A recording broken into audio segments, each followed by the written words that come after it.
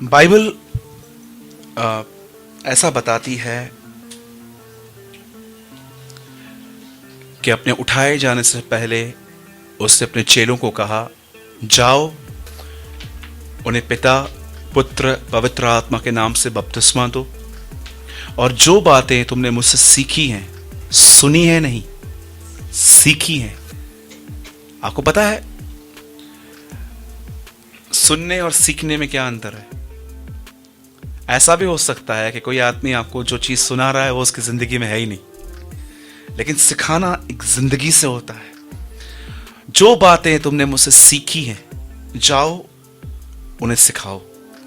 और आज मैं ये बिलीव करता हूं, आज जो हमारे कलीसियाओं में जो मिसिंग फैक्ट है, आप हमेशा इस बात को ध्यान देते होंगे, हम पूरी कोशिश करते हैं हम उन मैसेजेस को कवर करें जो मैसेजेस आजकल लगभग प्रीच होने बंद हो गए। जैसे कि आज आप देखोगे एक चीज पे बहुत प्रीचिंग है, बहुत ज्यादा, वो है हीलिंग, चंगाई। मैं भी बिलीव करता हूं सुपर नेचुरल हीलिंग पर। जब मैं बीमार पड़ता हूं, मुझे दांत में दर्द होता है, पेट में दर्द होता है, सर में दर्द होता है, मैं प्रेयर करता हूं। पर मैं हीलिंग से भी एक अच्छी चीज जानता हूं, हेल्थ। बोलो हेल्थ। हेल्थ समझते हैं? सेहत। आप स्पिरिचुअली तंदुरुस्त रहो।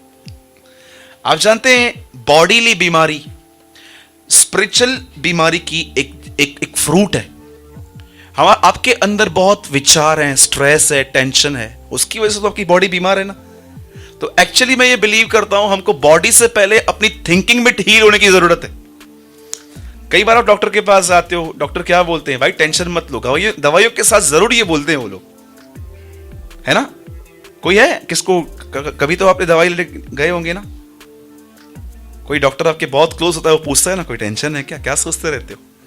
फिर वो बोलते हैं हमेशा टेंशन मत लो, सब ठीक हो जाएगा, क्योंकि उनको भी पता है ये गोलियां कम, अगर लेकिन ये अंदर शांत हो गए ना, ये ऐसे ठीक हो जाएंगे। आपका रेस्ट भी आपको हील करता है। कई बार जो खुदा आपको देता है, परमेश्वर जो रेस्ट देता है ना, उसमें एक हीलिंग पावर काम करता है। इसलिए कई बार जब मैं लोगों के लिए प्रेयर करता हूं ना, उनको एक जरूर बात कहता हूं, सोचो मत। तो आज मैं ये बिलीव करता हूं कि जो आज मैं आपको समझा रहा हूं, मुझे इतना भी पता है कि लेजी लोगों के लिए वो पॉसिबल ही नहीं है। लेजी समझते? सुस्त लोग, उनके लिए बिल्कुल भी नहीं है ये। अगर आप सुस्त हैं, हाँ, अगर आप ऑनेस्ट बन जाए कि हाँ ब्रदर मैं लेजी हूं, मैं बाहर आना चाहता हूं, तो आप ध्यान से सुनेंगे। लेकिन अगर आप अपनी लेजीनेस में, कंफर्ट जोन में खुश हैं, तो ये भी आपके ऊपर है। अब सुनिए मैं क्या बोलने की कोशिश कर रहा हूं। इससे पहले कि मैं आज के वर्ड में आऊं, उससे पहले मेरी आपके लिए एक प्रेयर है आज। और जानते हैं ये प्रेयर क्या है? सुनिए। सब यहीं पर हैं? अपने मन से पूछो, इधर है ना तू भी?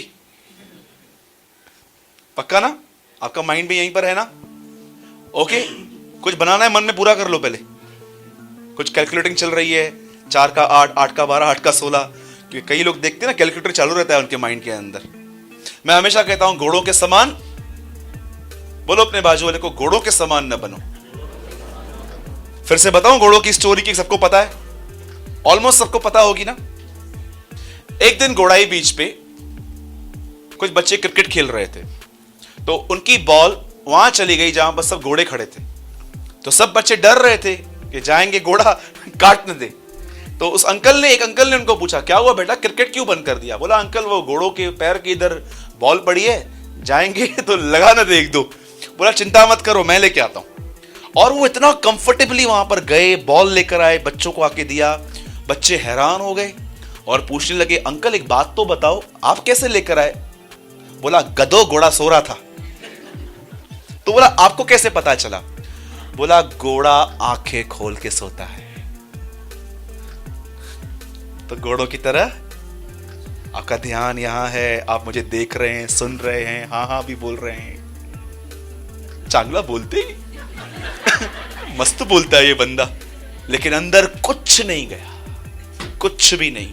इधर से जाने के बाद ही आपने दो चारों को सुनाया, दो चारों की निंदाएं की, उसके लिए बोला, ये बोला। टाइम पास करने के लिए भी बहुत सारे लोग आ जाते हैं, बोलते हैं चलो 7:30 बैठ के क्या करेंगे, चलो बकवादी को सुन के आते हैं। इनका तो काम ही है बोलना, हमारा काम है सुनना। ठीक है, तो मैं इसलिए मैंने बोला घोड़ों की तरह मत बनना। आपको पता है कभी कभी ऐसा भी होता है कि कुछ लोग है ना, प्रीचर के वर्ड से ज्यादा उसकी पर्सनैलिटी को देखते रहते हैं। कितने लोग ये बात जानते हैं? यीशु मसीह एक दिन प्रचार कर रहा था, एक औरत उठ के खड़े होकर बोलती है, धन्य है वो गर्भ जिससे तू जन्मा और धन्य है वो स्तन जो तूने चूसे। वो जब ऐसा कहती है ना, यीशु कहता है ग्रेट, पर धन्य है वे जो मेरा वचन सुनते और मानते हैं। क्या यीशु कह रहा था? वो देख रही थी, अच्छा कितना मस्त लंबा व्हाइट चोगा पहन के, बाल इतने और मस्त क्या दिखता है, और खड़े होके बोलती है वाह धन्य है तू। लेकिन यीशु उसको समझा रहा है, मेरी बेटी मुझे मत देख, जो मेरे मुंह से निकलता है वो सुन। यूहन्ना कहता है मैं जंगल में पुकारने वाले की आवाज हूं। सच कहता हूं। क्या बोलता है वो? मैं आवाज हूं, मुझे मत देखो। आपको पता है यूहन्ना के ऊपर ऐसा अभिषेक था कि लोग उसके पास आके कहते हैं क्या तू तो मसीह नहीं है? इतनी अनॉइंटिंग में चलता था। वो बोलता है नो, मैं सिर्फ पुकार हूं, मेरी आवाज को सुनो। मैं क्या, एक ट्रू प्रचारक, एक सच्चा प्रचारक कभी भी नहीं चाहेगा कि लोग उसे देखें। वो हमेशा ये चाहेगा कि उसके शब्दों पे ध्यान दिया जाए। ठीक है, सोचो कुछ तो इंपॉर्टेंट वर्ड होगा, इसलिए मैं इतना बेस बना रहा हूं। राइट है? मैं आपको कहता हूं, जब तक आप इस दुनिया में हैं, आपको प्रॉब्लम्स आएंगे। एक बहुत अच्छे व्यक्ति ने कहा, अगर किसी राह पर चलते हुए तुम्हें एक भी तकलीफ ना आए तो समझ जाओ तुम गलत राह पर हो। एक आदमी ने ऐसा कहा था अपनी लाइफ में। तो प्लीज आप अपनी प्रॉब्लम्स को इतना अपने ऊपर रूल मत करने दो। आप जब तक जिंदा हैं आपको प्रॉब्लम्स आएंगे। आज मॉर्निंग में मुझे इतना खतरनाक सर में दर्द था, आपको मैं क्या बताऊं, मैं उठ नहीं पा रहा था आज मॉर्निंग में। लेकिन फिर भी उठना है, काम करना है, परिवार दिया है खुदा ने हमें सब कुछ करना है, जिम्मेदारियां निभानी है। प्रॉब्लम जब तक आप रहोगे तब तक रहेंगे। इनको रूल मत करो। लोगों से प्यार करना और प्रॉब्लम्स को अवॉइड करना सीखो, सब ठीक हो जाएगा। मुझे बताओ कौन सी प्रॉब्लम आज तक रुकी है? सब गई ना, तो ये भी जाएगी, ये भी जाएगी। ओके, तो वर्ड स्टार्ट करें। ओके, जिनके पास भी बाइबल है, हम सब नए नियम का पहला पेज खोलेंगे आज। जिनके पास भी न्यू टेस्टामेंट है, नया ऐदनामा है, हम सब खोलेंगे नया नियम और उसका पहला अध्याय। आज बहुत दिनों के बाद मैं जीनियोलॉजी से कुछ प्रीच करना चाहता हूं, वंशावली से, यीशु मसीह के खानदान से। आप जानते हैं यीशु मसीह इब्राहिम का 43वां बेटा है। कितने लोग ये बात जानते हैं? 43 जनरेशन से वो आया है। ठीक है, सब खोल लीजिए। कोई मेरे साथ पढ़िए मती का 1:1। इब्राहिम की संतान, दाऊद की संतान, ओके। सब यहां देखिए, किसके पास इंग्लिश बाइबल है? Brother please read in English. The Messiah, Ibrahim. अब सुनिए, क्या है ऐसा इब्राहिम में कि खुदा ने डिसाइड किया कि नया नियम इस आदमी से शुरुआत करेंगे? ऐसा क्या था? क्यों परमेश्वर ने ठाना कि नए नियम के पहले अध्याय के पहले वचन में परमेश्वर एक ऐसे व्यक्ति को लेकर आएगा जिसका नाम इब्राहिम था?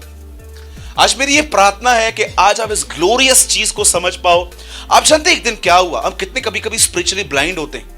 एक दिन क्या हुआ जानते? सीरिया के राजा ने यह बात ठान ली कि वो इजराइल पर हमला करेंगे, और वो जब अपनी आर्मी लेके उस देश के ऊपर चढ़ाई करने के लिए गए तो वहां पर ऑलरेडी बहुत सारे सैनिक खड़े थे और ये लोग वापस लौट आए। फिर अगली बार उन्होंने दूसरी बार भी प्लान किया, और जब इस बार भी जब वो गए तो वहां पर भी दुश्मन इजराइल के लोग ऐसे खड़े थे। ऐसा होता रहा तो एक दिन सीरिया के राजा ने कहा रुक जाओ, अभी लगता है हमारे बीच में कोई गद्दार है, कोई तो है जो वहां पर जाके चुगली कर रहा है कि हम लोग इनको मारने आ रहे हैं। तो वहां पर एक आदमी ने कहा नहीं नहीं, ऐसा नहीं है, हम में से कोई चुगली या गद्दार नहीं है। इजराइल में एक भविष्यवक्ता है, उसका नाम एलीशा है, प्रभु उसको सब बताता है, उसका संबंध है खुदा के साथ। अब उन्होंने क्या कहा, उन्होंने सोचा एक काम करते हैं, अब सबको छोड़ो, पहले एलीशा को मारते। और जब एलीशा को मारने के लिए गए तो एलीशा के साथ उसका एक चेला रहता था जो पूरी तरह से स्पिरिचुअली ब्लाइंड था। जैसे आप में से भी हो सकता है कि आप बाइबल पढ़ते हैं लेकिन आप टोटली ब्लाइंड, अंधे हैं। और सबसे बड़ी प्रॉब्लम जानते क्या है, अगर आप अंधे हैं ना तो चलता है, ठीक है, लेकिन प्रॉब्लम यह है कुछ अंधे लोग लीड भी करते लोगों को।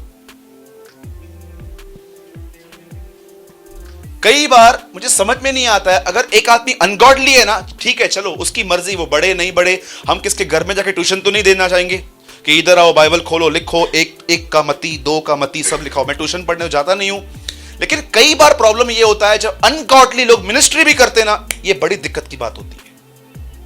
आप जानते हो एलीशा जो था ना, एक स्पिरिचुअली बहुत मैच्योर व्यक्ति था। वो हमेशा इतना मैच्योर, स्त्रियों के बीच में और उसके बीच में कितनी गैप रखनी है उसको पता था।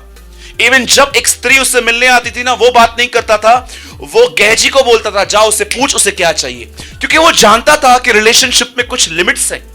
आप जानते हो वो बहुत मैच्योर व्यक्ति था और गहजी उतना ही इमेच्योर। एक दिन क्या हुआ, जब ये लोग सोए हुए थे दोनों, और जैसे गहजी नींद से उठा, उसने क्या देखा, दुश्मन इनको मारने के लिए वहां पर खड़ा है। और उसने एलीशा को उठाया, Elisha Elisha wake up wake up wake up wake up, उठ जा उठ जा उठ जा। बोला क्या हुआ, बोला ये देख हमको मारने के लिए आए हैं। और आप जानते हो जब एलीशा उठा तो एलीशा ने कुछ और देखा। एलीशा ने क्या देखा कि बहुत सारे ज्वालामय अग्निमय रथ वहां खड़े हैं, और वो गहजी को बोलता है डर मत, जो हमारी तरफ है वो उनसे बढ़कर हैं। और जानते हुआ क्या, आप में से कितने लोग ये बात देख रहे हैं, कुछ एलीशा देख पा रहा है पर कुछ गहजी नहीं देख पा रहा है। आप जानते हो जो लोग ईमानदार है ना, वो बाइबल में कुछ देख पाते हैं, पढ़ते समय वो प्रार्थना में कुछ महसूस कर पाते हैं। लेकिन जो डिसऑनेस्ट है ना, जो ईमानदार नहीं है, जब खुदा उन्हें बताता है क्या कर रहा है तू क्या कर रही है, झगड़ालू तू कर क्या रही है, और वो जानते क्या करते, नहीं नहीं नहीं नहीं, वो अपने आप को पकड़ के रखते हैं ना। प्रभु बोलता है इनका ब्लाइंड होना ही सही है, लेट देम ब्लाइंड। आप जानते हैं उसके बाद क्या हुआ, एक चीज यहां क्या हो रही है, गहजी ये देख रहा है कि हम दुश्मनों से गिरे हैं, पर एलीशा ये देख रहा है दुश्मन खुदा से गिरा हुआ है।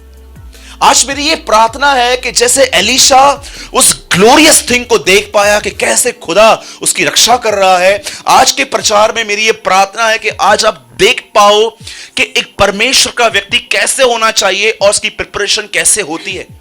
देखो अगर आप चर्च आते हो, आपकी प्रेयर, आपकी बाइबल स्टडी आप करते हो और आपको इससे आगे नहीं बढ़ना है, तो आज का संदेश आपके लिए नहीं है। ऑनेस्टली स्पीकिंग, अगर आप बस इसमें ही खुश हो, आप अपने ही लाइफ में आपकी अपनी एक लाइफ है, आप उससे बाहर ही नहीं आना चाहते, तो ठीक है। लेकिन सच में अगर आप आने वाले दिनों में, आज से बहुत साल पहले एक परमेश्वर का दास था जिससे मैं बड़ा प्रभावित हुआ था, और मैं सच कहता हूं मुझे जब वो स्वर्ग में मिलेगा ना, यीशु मसीह के बाद और पौलुस के बाद वो तीसरा व्यक्ति होगा जिसको मैं ऐसा कहूंगा, अंकल जय मसीह की। और उनका नाम है स्मिथ विगिल्सवर्थ। 19th सेंचुरी में एक परमेश्वर का जन था। जब वो मिनिस्ट्री करता था, अगर मैं आपको बोलूंगा लोकल ट्रेन में खड़े होकर गॉस्पेल बताओ, तो आप जानते हो क्या बोलोगे, नहीं नहीं कौन सुनाएगा, मारेंगे पकड़ के। पर जानते हो वो क्या करते थे, हाँ वो बाइबल दो, छोटा है ना थोड़ा, वो ट्रेन में खड़े होकर ऐसा बोलते थे बाइबल खोल के, कृपया ध्यान दीजिए। He preached gospel like this। कई बार वो लोकल ट्रेन में खड़े होकर बाइबल खोलते थे और कहते थे कृपया ध्यान दीजिए। अल्बर्ट नाम के एक भाई ने उनकी बहुत सारी बातें किताब में लिखी, और उन्होंने ऐसा लिखा कि जब वो प्रचार करता था, पूरा डब्बा जिसमें जितने भी लोग वहां पर बैठे रहते थे, वो पवित्र आत्मा की सामर्थ्य में कांपते थे। वो इतना भरा हुआ रहता था। किसी व्यक्ति ने उसके लिए ऐसा कहा था कि उसका घर नहीं है, उसका घर परम पवित्र स्थान है, कि एक व्यक्ति अगर उसके साथ संगति कर लेना तो जीवन भर के लिए उसके अंदर एक ऐसा बदलाव आ जाता था। अब देखिए ऐसे बहुत सारे लोगों की टेस्टिमनीज मुझे पता है, पर मैं आपको आज ये बताना चाहता हूं कि इतनी सामर्थ्य, इतना अभिलाषाओं पर विजय, हर चीज पर कंट्रोल इन्हें मिलता कैसे था, ऐसा क्या करते थे ये लोग। कितने लोग सुनना चाहते हैं? हाँ दिनेश देखो कितना लंबा हाथ उठा रहा है, प्रेज द लॉर्ड। और किसने ऐसा भी उठाया, सुना अभी क्या है, तो सुनना तो पड़ेगा ही पड़ेगा। ओके, पढ़िए कोई फिर से मत्ती का 1:1, कोई जोर से पढ़िए मयूर भाई। इब्राहिम की संतान, दाऊद की संतान, यीशु मसीह की वंशाली। अब सब यहां ध्यान दीजिए, बाइबल मुकद्दस ऐसा बताती है कि परमेश्वर ने पुराने नियम में एक व्यक्ति को अपने पास बुलाया जिसका नाम था इब्राहिम। जिस समय उसे बुलाया गया, उसकी वाइफ का जो गर्भ था ना, वो बंद था, चाइल्डलेस वुमेन थी वो, उसे बच्चा नहीं था। और जब प्रभु ने उसको बुलाया तो प्रभु ने उसे प्रतिज्ञा की कि वो उसे एक संतान देंगे।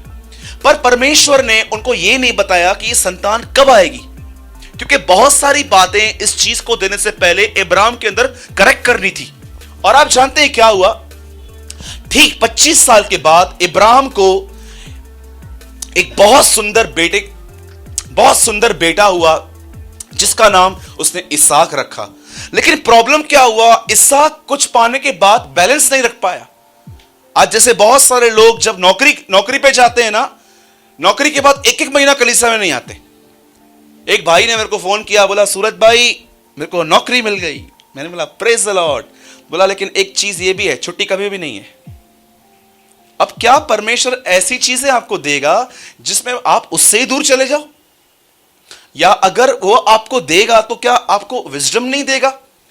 कई बार क्या होता है ना, जब लोग, मैंने ऐसे देखा है, जब कोई आदमी नए नए रिलेशनशिप में आता है ना, वो इतने असंतुलित हो जाते हैं, कई बार इतने इनबैलेंस हो जाते हैं कि वो ये भूल जाते हैं कि ये किसने दिया है।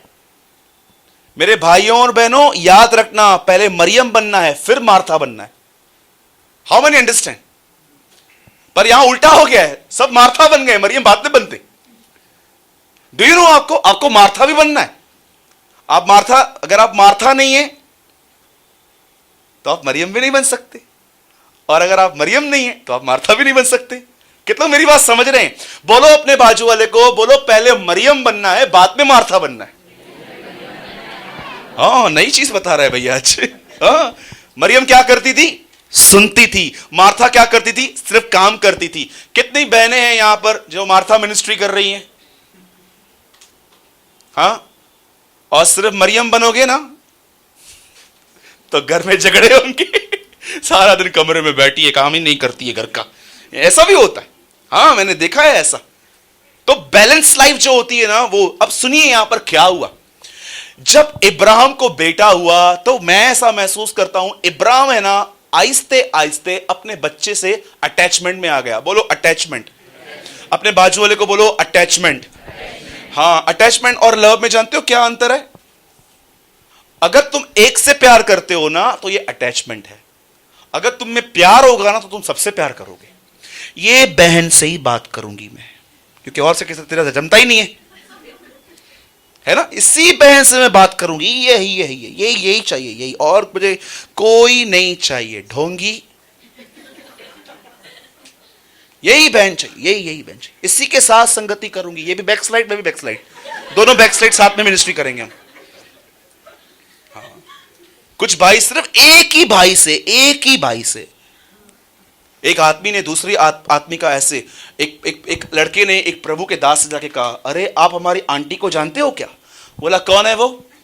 बोला जब तुम्हारी सेवा चालू होती है ना वर्शिप में, वो आती है एकदम पीछे चुपचाप से, कोई इसको टच न करे, दुपट्टा पहन के हाथों को उठा के आराधना करती है।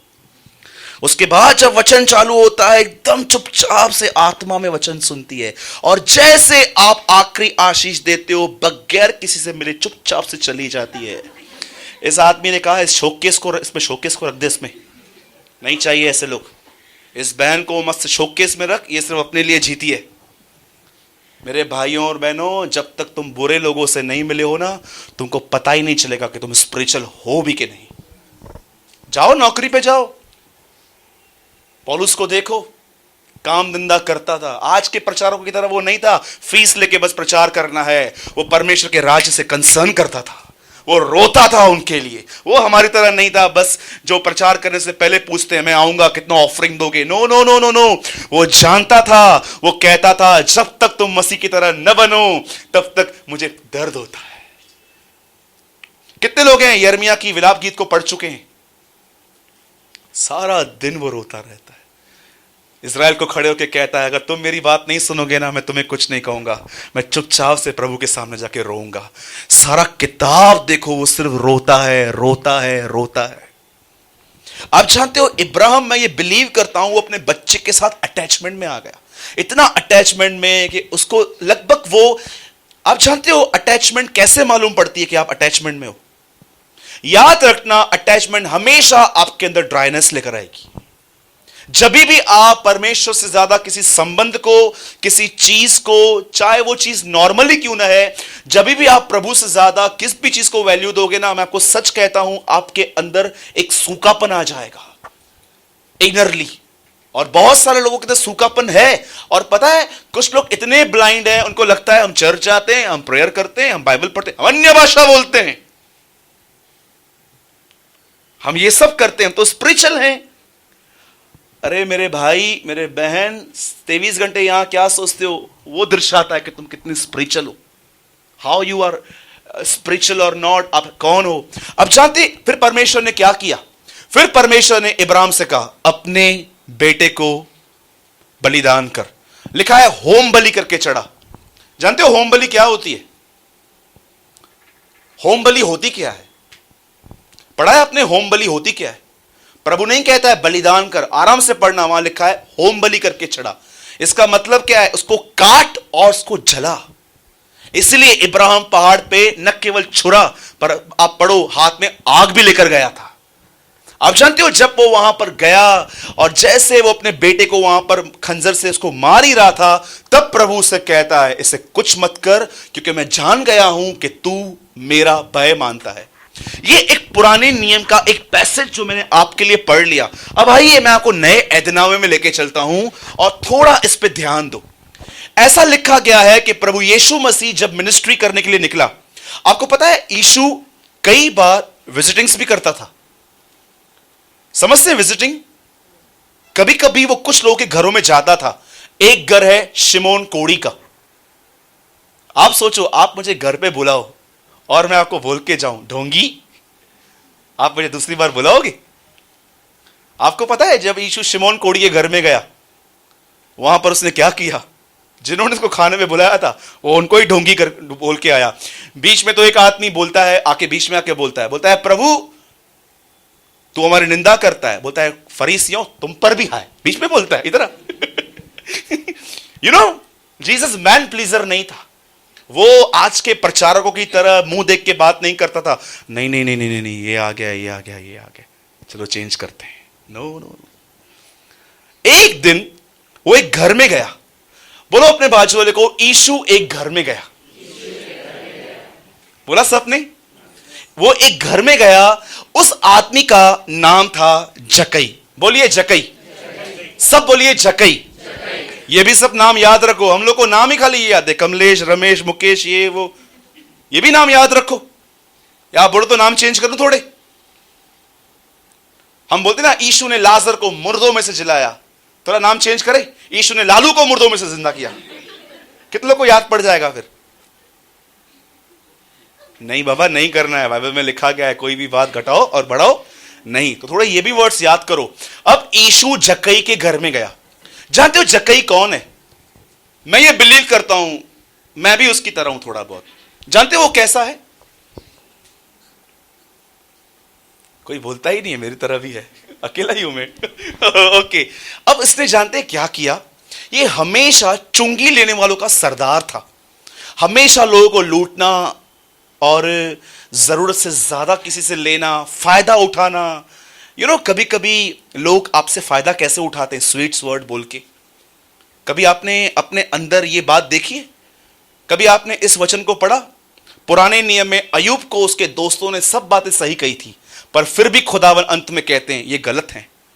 कई बार ऐसा होता है, आप सही बात गलत स्पिरिट में बोलते हो।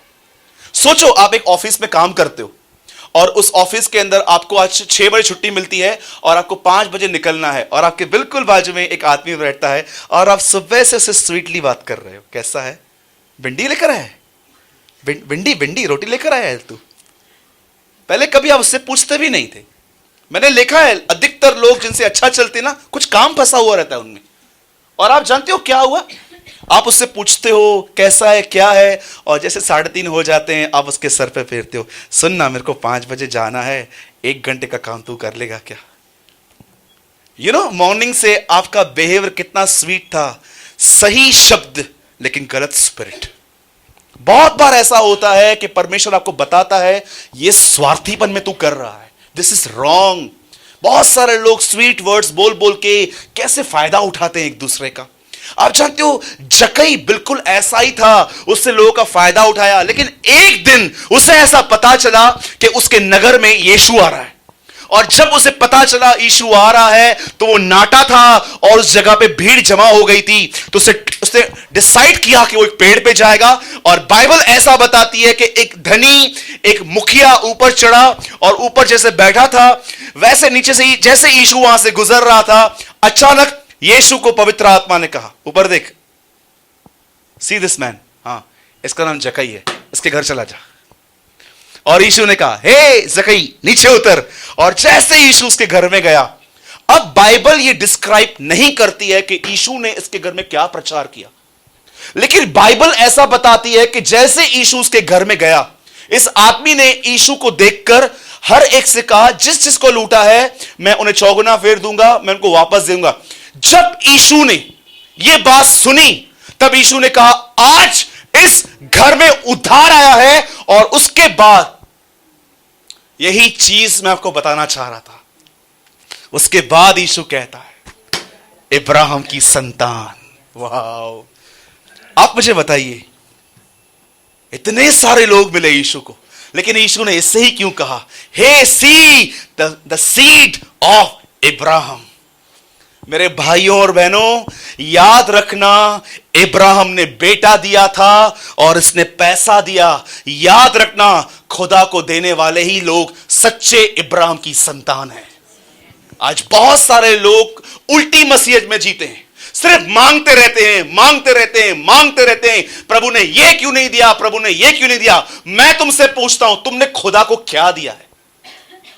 हाँ, एक आदमी ने अपने 2 रोटी 5 मछली दी, एक स्त्री ने वहां इत्र की बोतल तोड़ दी, पतरस ने अपना जाल वहां छोड़ दिया, सामरी स्त्री ने वहां मटका छोड़ दिया। आज तुम क्या दे रहे हो खुदा को?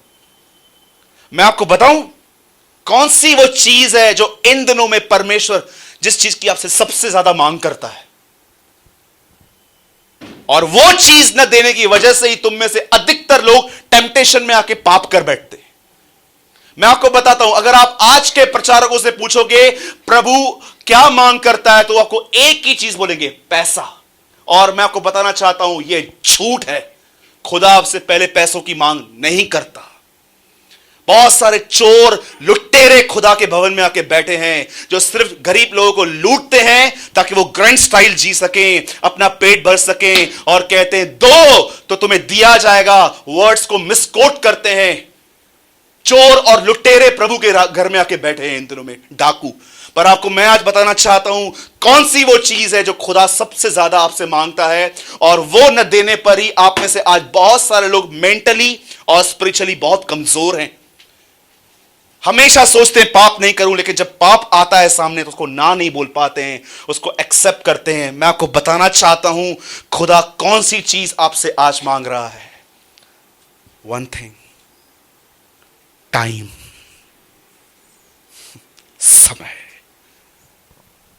God want your time. Dinesh और मेरा एक फेवरेट वर्ड है लूका में, इससे पहले कि सूरज निकले उससे पहले वो उठा और जंगलों में चला गया। वाह! आप इससे कितने लोग ये बात जानते हैं? क्यों खुदा के कुछ खादिम इतने सामर्थी थे? क्यों यीशु मसीह के सामने जब दुष्ट आत्मा को बोलता था तो वो उसके वर्ड को डिनाई नहीं कर पाती थी? आज दुष्ट आत्मा को निकालने के लिए गीत गाए जाते हैं, बहुत सारे लोग उसको गीत गाते रहते हैं, विजयी हुआ, विजयी हुआ, यीशु मेरा विजयी हुआ, शैतान हारा। वो गीत गाते, दुष्ट बोलती है बराबर, गा गा। गीतों से नहीं, उसके नाम पे निकलती हूं, मैं बताती हूं तुमको। आज बहुत सारे, जब यीशु दुष्ट आत्मा को कहता था कम आउट, यीशु मसीह भी निकालता रहा दुष्ट आत्मा। किस नाम से निकालता था? हम तो यीशु के नाम पे निकालते हैं ना। बताओ यीशु किस नाम पे निकालता था? लिखा है बाइबल के अंदर। यह काम मैं अपने पिता की ओर से कहता हूं। मैं ये बिलीव करता हूं जब यीशु मसीह आया होगा इस पृथ्वी पे, वो हमेशा एक ही कहता होगा, सेनाओं के यहोवा के नाम से निकल। और क्यों वो उसके वॉइस को डिनाई नहीं कर पाती थी? जानते हो क्यों? याद रखना, यीशु मसीह के शब्दों में सिर्फ शब्द नहीं परंतु वो सामर्थ होती थी, और ये सामर्थ उसे हमेशा तब मिलती थी जब वो खुदा के साथ समय बिताता था।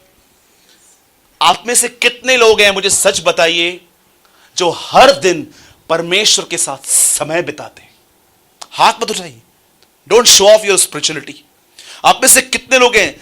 अब आप कहोगे ब्रदर मैं तो बैठता हूं। जी नहीं, ऐसा भी हो सकता है आप बैठते हो पर आपका मन नहीं बैठता उसमें। मैंने एक स्टोरी बताई थी ना आपको बहुत टाइम पहले। एक बच्चा, एक छोटा लड़का था जिसको बाप ने कहा बैठ, पर वो बैठने के लिए तैयार नहीं था। दूसरी बार कहा बैठ, बोला पापा मैं नहीं बैठूंगा। और तीसरी बार जब उसने कहा बैठ, तो वो बैठ के बोलता है पिताजी मैं बैठा हूं लेकिन मैं अंदर से खड़ा हूं। डू यू नो, विजय भाई थोड़ा उधर हो जाइए। ये देखिए आज की जनरेशन कैसे बैठती है। पिता मैं दुआ करता हूं यीशु मसीह के नाम में, अरे देखो दूध वाला आ गया है। पिता मैं दुआ करता हूं यीशु मसीह के नाम में, खटैण पई थी ना खाना उतना आचार लेना उधर से। पिता मैं दुआ करता हूं यीशु मसीह के नाम से, अब ये बाहर का बंद हो गया, अब अंदर देखो क्या चल रहा है। पिता मैं दुआ करता हूं यीशु मसीह के नाम से, 1800 रुपए में 100 रुपया उसे कम दिया था उसने। पिता मैं दुआ करता हूं यीशु मसीह के नाम से, इसका फोन तो रोज आता है, आज क्यों नहीं आया? पिता मैं दुआ करता हूं यीशु मसीह के नाम में, प्रभु मैं आपसे विनती करता हूं बच्चे का आज रिजल्ट है। देखो देखो कितनी बातें, कितने लोगों के साथ में हम लोग अंदर ही अंदर। पिता मैं दुआ करता हूं यीशु मसीह के नाम में, ट्रेलर ड्रेस ने मेरा खराब कर दे। पिता मैं दुआ करता हूं यीशु मसीह के नाम में, प्रभु आप महान हैं, आप दयालु हैं, कुछ महसूस क्यों नहीं हो रहा है? पिता मैं दुआ करता हूं यीशु मसीह के नाम में। ये टाइम बिताते हैं आज। आपको पता है आपके प्रार्थना में इतनी बातें क्यों घूमती हैं? क्योंकि आपको दिन भर अपने मन की रक्षा करने नहीं आती कि मुझे किस तरफ ध्यान देना है। एक मंडली है, 3-4 लोग वहां बैठे हैं, बकवास करते रहते हैं, इसने ये किया उसने वो किया, और आप ज्वाइन हो जाते हो, आप बैठते हो, आप फीड करते हो, और आप उम्मीद करते हो आपका प्रार्थना में मन न भटके। आप पापियों के मार्ग में खड़े हो, आप ठट्ठा करने वाली मंडलियों के बीच में बैठते हो, जो बकवास करते हैं, जो उन लोगों की बात करते हैं जो गुनाह में गिरे हैं बेचारे, उनकी मदद तो नहीं करते हैं, उनकी मंडलियों में बैठते हैं, अपने आप को खाना खिलाते हैं उनका, और आप उम्मीद करते हो कि आपकी प्रार्थना में आपका मन न भटके। Which type of Christians you are? हम खुदा के साथ समय देकर भी सामर्थ्य नहीं बन पाते हैं, क्योंकि उसका कारण यह है कि हम ये जान पाते ही नहीं है कि प्रार्थना तो इंपॉर्टेंट है, लेकिन प्रार्थना के बाद हम कैसी जिंदगी जी रहे हैं ये उससे ज्यादा इंपॉर्टेंट है। परमेश्वर इब्राहिम को कहता है अपना बेटा दे दे, और प्रभु ने उसको अप्रूवल दिया, इब्राहिम मैं जानता हूं तू मेरा भय मानता है। उसके बाद प्रभु जकई से मिला, जकई को कहता है तू इब्राहिम की संतान है। क्या है इब्राहिम की संतान? इब्राहिम की संतान बलिदान करती है, सैक्रिफाइस करती है। और आज परमेश्वर कलीसिया से पैसा नहीं, आज परमेश्वर कलीसिया से समय की मांग कर रहा है। आओ बैठो, इससे पहले कि तुम मार्था बनो, उससे पहले तुम्हें मरियम की तरह बनना है। तुम मार्था दूसरे स्तर पर हो, पर सबसे पहले तुम्हें मरियम की तरह। मैं आपसे पूछता हूं कितने लोग हैं, आपको पता है मार्था की तरह बनने का अर्थ क्या है? सब काम कर देना, बचा कुचा समय खुदा को देना, और मरियम सब काम बाद में, सबसे बेस्ट परमेश्वर को देना। आपको पता है क्यों प्रभु ने हाबिल की भेंट को ग्रहण किया पर केन की भेंट को ग्रहण नहीं किया? कई लोग कहते हैं हाबिल ने ब्लड चढ़ाया इसीलिए, लिखा है वहां पर। जानते हो हाबिल की भेंट में अच्छी बात क्या थी? बोलो, हाबिल ने पहलोठा बच्चा दिया और केन ने सिर्फ भेंट दी। अभी देखिए यहां पर मयूर भाई बैठे हैं और दिनू बैठा है, ठीक है। मयूर एक फार्मर है, एक किसान है, और दिनेश एक चरवाहा है। अब देखो क्या हो रहा है, इन दोनों को पता है कि जब जब कुछ फसल निकलती है ना, तो पहला हिस्सा प्रभु को देना है। अब देखो यहां पर क्या हो रहा है, ये कौन है, ये किसान, और वो चरवाहा। अब मयूर देखो क्या कर रहा है, मयूर सीधा जाता है और काटता है काटता है काटता है काटता है, उसको पूरे टोकरे में जमा करता है और खुदा को दे देता है। ये उसका एटीट्यूड है प्रभु के प्रति। लेकिन जानते हो दिनेश क्या कर रहा है, दिनेश वहां पर चारागाह में जाता है और सारी बकरियों को देखता है, और वो देखता है, बोलता है नहीं यार ये ठीक है, ये भी ठीक नहीं है, ये थोड़ा चलने में उसको थोड़ा प्रॉब्लम हो रही है, ये इसकी आंख थोड़ी छोटी है, ये नहीं। और अचानक एक बच्चा देखता है, ओह ये ब्यूटीफुल है, इसको उठाता है और सबसे बेस्ट खुदा को देता है। लिखा है उससे पहलोठा बच्चा दिया, दी बेस्ट दिया। आप में से कितने लोग हैं जो प्रभु को द बेस्ट देते हैं? आप उस समय, और आपको पता है द बेस्ट टाइम प्रभु को कब दिया जाता है? मैं नहीं कहता हूं मॉर्निंग में ही, क्योंकि कई लोग बेचारे ऐसे भी होते हैं जो उठना चाहते नहीं उठ पाते हैं, पर मैं आपको बताता हूं जब भी आप परमेश्वर के साथ बैठते हो ना, एक चीज का ख्याल रखो कि क्या जब तुम प्रभु के साथ बैठते हो तो क्या तुम सच में प्रभु के साथ ही हो, कि तुम अपने साथ अपने अफेयर्स में हो? सोचो अपने आप को, क्यों इतनी प्रार्थना करने के बाद भी, इतना वचन पढ़ने के बाद भी आज हमारे अंदर टेम्पटेशन से लड़ने के लिए शक्ति क्यों नहीं है? क्यों आज दो शब्दों को सुनने के बाद हम चुप नहीं रह पाते हैं, सुना देते हैं? क्यों टेम्पटेशन से लड़ने का पावर नहीं है मेरे भाइयों? Because we are living a life less. हम एक ऐसी जिंदगी जी रहे हैं जिसमें ज्ञान भरा हुआ है। और मुझे इतना भी पता है, मैं आपको सच बताता हूं, शायद आपको लगेगा कि मैं आपको टोंट कर रहा हूं या मैं आपको कुछ बुरा कह रहा हूं, मुझे इतना भी पता है आप में से बहुत सारे लोग जैसे जिंदगी जीते थे वैसे ही जिएंगे अभी भी। क्योंकि प्रॉब्लम जानते हैं क्या है? प्रॉब्लम जानते हैं क्या है? आप अपनी दृष्टि में बहुत स्मार्ट हो, बहुत स्मार्ट, जिसे हम लोग कहते हैं 1.5 शाना। सब बोलो 1.5 शाना। आप बहुत ज्ञानी हो, इतने ज्ञानी हो, आपको लगता है कि बस पौलुस को एक आदमी क्या बोलता है, ज्यादा ज्ञान ने तुझे पागल बना दिया, ज्यादा ज्ञान ने तुझे पागल क्रेजी बना दिया है। मैं आपसे एक लास्ट लाइन बोल के मैं यहां पर मीटिंग को फिनिश कर रहा हूं। लिसन, कभी आपने इस चीज पे सरमन सुना है? यीशु ने बीमारों को चंगा किया, दुष्ट आत्माओं को निकाला, कोढ़ियों को शुद्ध किया, प्रचार किया। लाखों सरमन पड़े होंगे यूट्यूब पे, पर कभी आज तक आपने इस बात पे सरमन सुना कि उसे सारी रात पहाड़ों पर क्या किया? मैंने आज तक नहीं सुना है। आई नेवर हर्ड, मैंने कभी नहीं सुना है। जानते हो क्यों? क्योंकि हम है ना, हमेशा से जीसस के आउटसाइड वो क्या कर रहा है हम ये जानना चाहते हैं, पर जीसस इनसाइड कैसा है हम वो जानना नहीं चाहते।